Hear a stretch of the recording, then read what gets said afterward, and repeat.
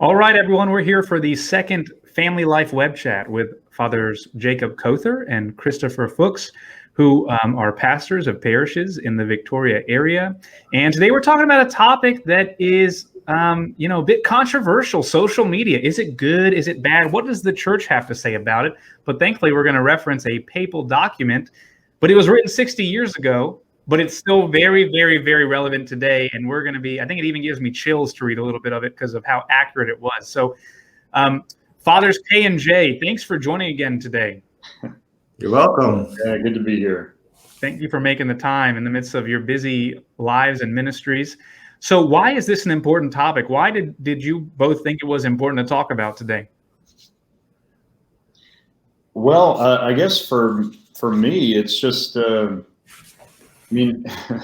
it's everywhere. Social media, we're constantly with it on all sides. And, I think we're all kind of addicted to it too, right? But I think also why it's important is because of how much good can come from it. But then I also see a lot of ways that it's used incorrectly or not as well as we could. So you see all kinds of there. But those are my first thoughts. It's just everywhere. We got to talk about it. Father Christopher, what about you? Yeah, no, along the same lines. I think we see how it can be. There's such great potential and there's such good, but also we see the issues and the problems that come with it as well. And we see this, in our own personal struggles with it. I hear about it just in the struggles with my parishioners and with people in general and just in the world. It's just something that's very present, and we as a church always need to address that which is on the hearts and minds of our people. Yeah, I think everyone has a love-hate relationship with social media. Some folks say, I'm going to get off it completely. Others feel a tug back. Others think it's the greatest thing ever. They think it's the cat's pajamas. I don't know if people use that phrase anymore, but I wish they did. I like saying things are the cat's pajamas. So to kind of guide our discussion, we are going to reference a document, the Decree on the Media of Social Communications. Help me out, fathers, if my Latin's not too good. Inter Mirifica. Is that okay? Did I say that all right?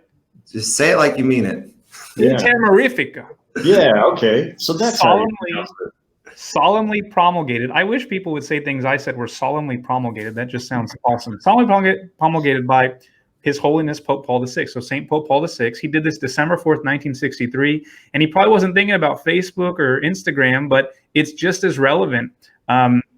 And I think one thing about him is many listeners probably know he also wrote Humanae Vitae, which ended up being very prophetic. And this document as well is very prophetic. So we've picked out 5 quotes to discuss from this. And the link to this document, it's in the Vatican archives on their website. But that's going to be in the show notes if folks want to dive in more. It's a great document. It's not a very long read, but we've picked out 5 quotes. So let's talk about quote number 1. The church recognizes that these media, if properly utilized, can be of great service to mankind. Then later on, same paragraph, it says, the church recognizes too that men can employ these media contrary to the plan of the Creator and to their own loss. Initial thoughts. Well, I've been hearing a lot from a bunch of different people about the Bible in a Year podcast that Father Mike is doing with Ascension. And so I started it just to kind of get a sense of what people are experiencing, and I'm really enjoying it. I think that's the first thing that comes to mind when we can look out and try to find examples of media being properly utilized and being a great service to mankind. Because they're short little chunks of scripture that he's proclaiming, and then a short prayer and commentary. The whole thing is just about 20 minutes. And for people who are traveling all over the place and wanting to learn more about God, you can, listen to it while you're in the car. You can do it while you're working out, whatever. It's just so convenient, and it's great. And there's a lot of other examples out there, but that's the first thing that comes to mind, just how powerful that can be. I mean, I think it's number one in iTunes right now for podcasts, of all podcasts. It's just amazing what can happen when we use social media well. Yeah, and I think it just goes part of things in life. Life is like that. Most everything in life we can use for good or we can use for bad, and so the church is acknowledging this. It's very, I think, relevant in our day when we tend to polarize everything. We look at someone or something and we think, okay, that is just totally evil, or that is completely good. And it's like we're struggling with accepting this reality that things can be used for either good or bad. They can be used for both. And how do we navigate through this? And so I think it's a very poignant point that we call to mind, especially with social media, but just everything, that so much of life and even our own lives can be used for either good or bad, sometimes good, sometimes bad. So we need to really focus in on that and navigate through that. Such great points. Yeah, and what jumps out to me is the last three words says, to their own loss. So, we are the ones that actually hurt ourselves with the social media. It's very easy for us if we feel it's not fruitful for us in our individual lives, because some people just don't see the value in it, or it's distracting. You can easily delete your profile. You can choose what messages come across your feed or what podcasts you listen to, just like you choose the food that goes into your body. So I love how it says to their own loss, because I think sometimes we think we're a victim of social media. It's like you don't have to be on it. And if you're on it, you are able to discern what you allow into your feed and how you use it. I think also we can look at the negative aspects of social media, the effect it's had on our culture and what we're talking about, just how we feel about politics and information and communication. Like, everybody's angry all the time about everything. And like, why? We don't have to be. And I think that social media and its improper use is a big reason for that. Mm-hmm. People just it's like we get addicted to working ourselves up. Mm-hmm. Like, I want to be angry, to feel emotion, to feel something. Yeah, and I'm gonna do those things that make me angry. Like, it's okay. You don't want to live life like that. It's just, you're gonna lose. We all lose when that happens. Yeah. So, definitely that quote represents the double-edged sword of social media. Well, I like at the end how he says, contrary to the plan of the Creator. So we can use these tools according to His plan or not. So that takes discernment. So let's talk about quote 2. A challenge in this quote to the clergy and the laity. It says, it is the duty of pastors to instruct and guide the faithful, so that they, with the help of these same media, may further the salvation and perfection of themselves and of the entire human family.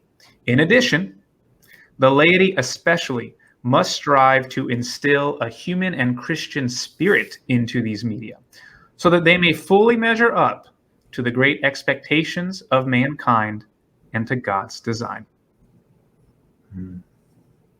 Discuss. Remember that Saturday Night Live skit with Mike Myers? Yeah. Discuss. He is neither a chick nor a pea. Yeah. The first thing that comes to my mind is, does this count as what we're doing? It's the duty of pastors to instruct and guide the faithful. So we're good. We're done. Right?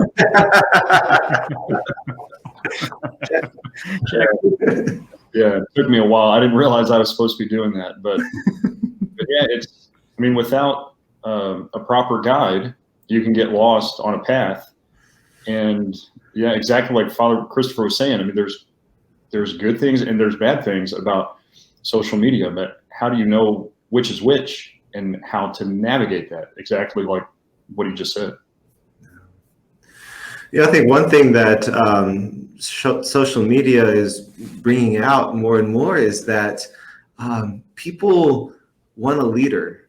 People want someone to follow, to an authority. Although we might not use these words, but we like to find someone who we trust, who's going to give us what is true. And so we see that all the time on social media. And so it's an important reminder, yes, to pastors of souls, to be, in matters of faith and morals and spiritual life, to step up and be that leader, and especially as it pertains to social media, as it pertains to other leaders and voices. So and of course it's not something we just do once and move along, but it's a constant guidance and responding to what is really happening in people's lives.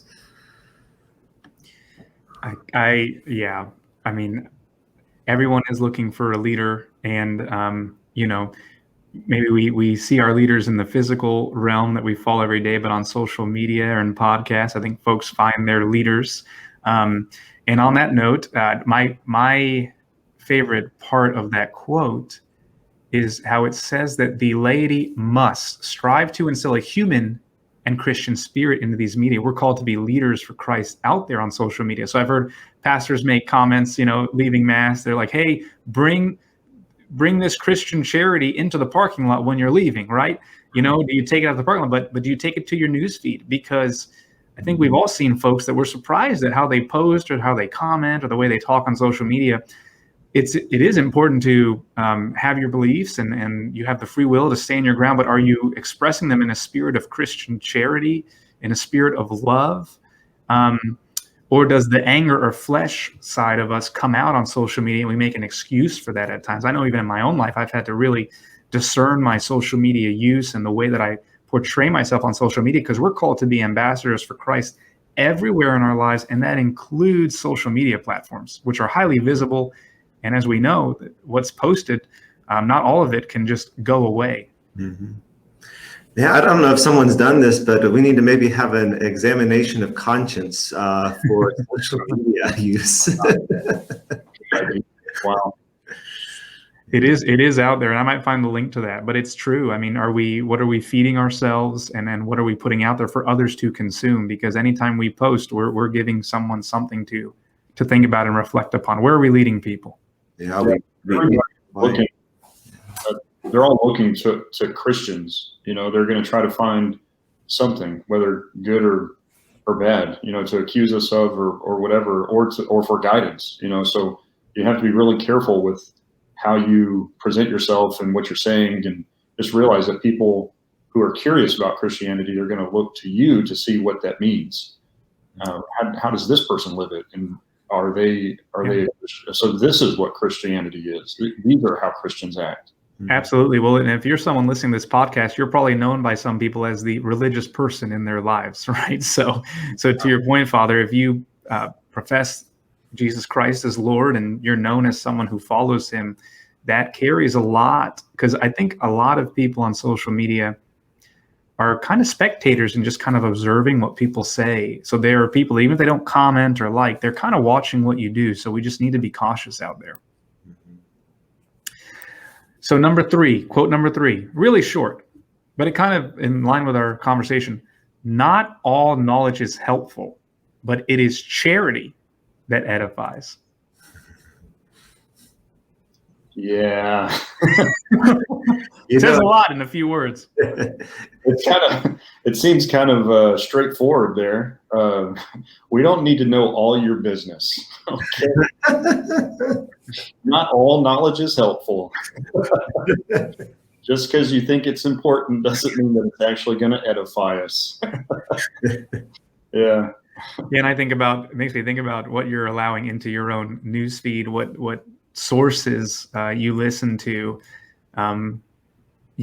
Is it leading towards charity? St. Augustine says that everything about the Bible the way we read it should lead us towards charity. I think that can apply too to what we allow, what media we allow ourselves to consume.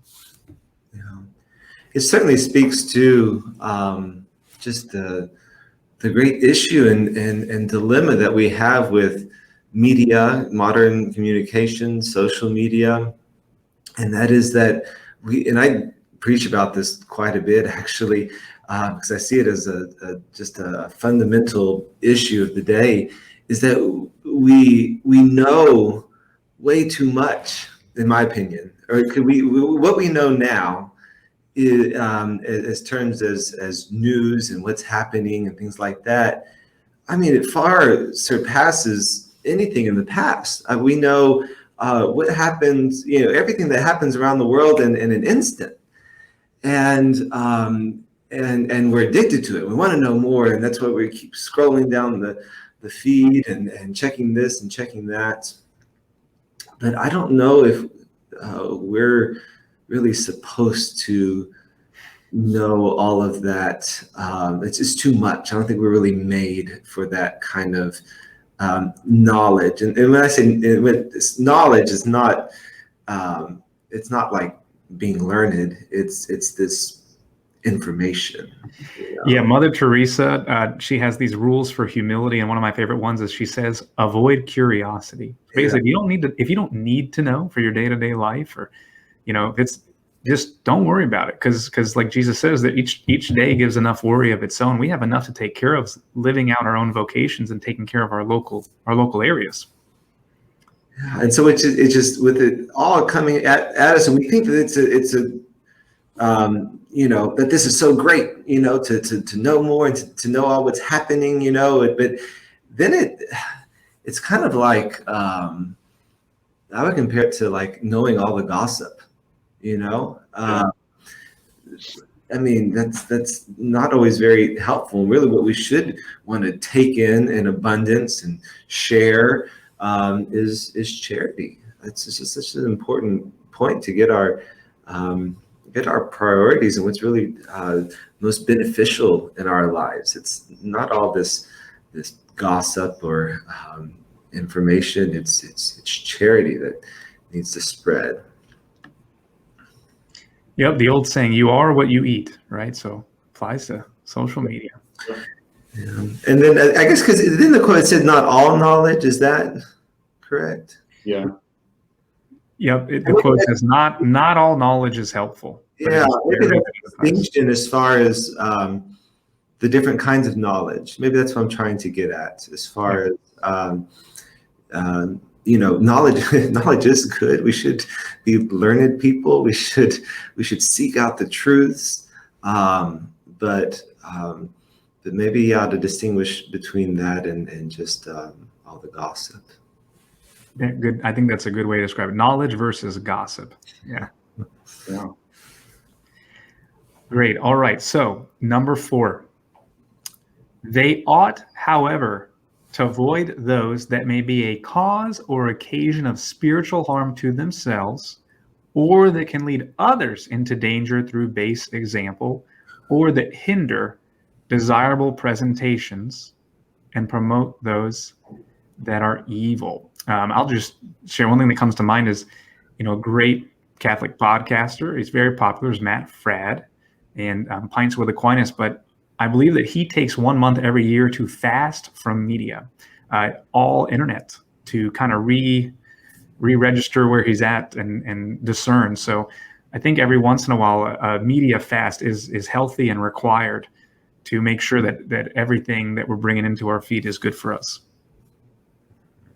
Yeah, or to have it within limits, to not feel like you have to answer that email immediately, or to check, whatever notification that made your phone vibrate. You got to reach over and grab it, like just to have times when you go to it and kind of have it contained, so that, like, even I'm thinking of like at the end of the day, just put your phone down and don't pick it up, or don't have it right next to your bed.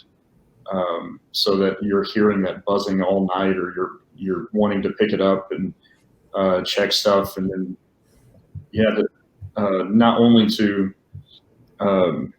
I guess get rid of like all the evil, but sometimes just get rid of all of it. That's a great discipline, Father. I was just talking to someone yesterday that shared with me how when he would get home from work, he would purposely leave his cell phone charging in the kitchen so he could be present to his family all night, and not even set that example at work that he's always available. So we can set healthy boundaries. You know, I check in the morning, at lunch, and at night one time, or whatever it might be for you in your mode of life. Boundaries are really good. Yeah, and I guess, it is okay to get off of social media. That's I think that's important as well. Just that, hey, if this is really becoming an issue, if it's being detrimental, cut it off. That's what our Lord said, right? If your right hand causes you to sin, cut it off. Your eye causes you sin, pluck it out. Depending on your situation, maybe that's the best thing. Yeah, we don't have to use Facebook. I don't think that's in the Bible. That's not God's commands. You can Get to heaven without it.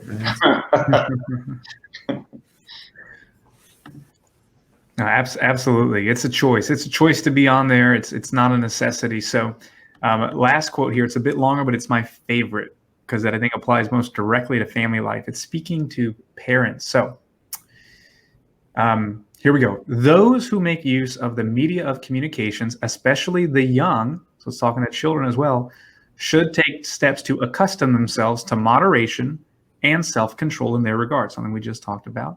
They should, moreover, endeavor to deepen their understanding of what they see, hear, or read. They should discuss these matters with their teachers and experts and learn to pass sound judgments on them. Parents should remember that they have a most serious duty to guard carefully lest shows, publications, and other things of this sort, which may be morally harmful, enter their homes or affect their children under other circumstances. Wow, what a great quote. Yeah, I don't know if parents always realize just how important and how key that is, and to really be on guard and to be able to talk to their children and to help moderate their use, because it's everything is out there, and just I don't know if we realize that when we give the kid the phone or sit them in front of the computer, just how really they need a lot of help and guidance, and how important that is. Yeah, smartphones and computers are dangerous things. They can be, and we want our kids to be connected to us and to be safe. And I can understand like giving a phone to even a younger child, maybe in elementary or whatever, 10, 11, so that they can call if something happens. But what kind of phone are you giving? What are you giving them access to? Are there limits that you put on the phone and boundaries that you're helping them to establish in themselves so that they can make good decisions? It's not